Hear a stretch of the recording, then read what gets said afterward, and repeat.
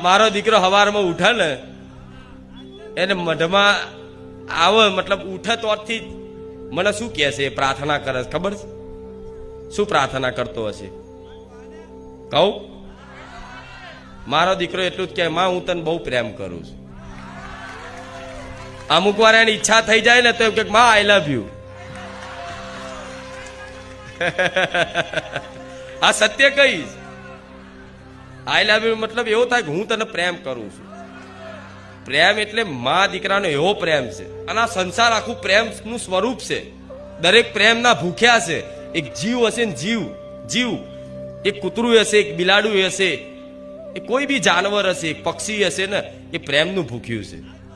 એના માથે હાથ ફેરવશો ને અને એને વહાલ કરશો ને પ્રેમ કરશો ને તો એ તમારી પાછળ જ ફરશે. આ શું ખોટું? મૂળ તમારે પ્રેમ જોઈએ છે.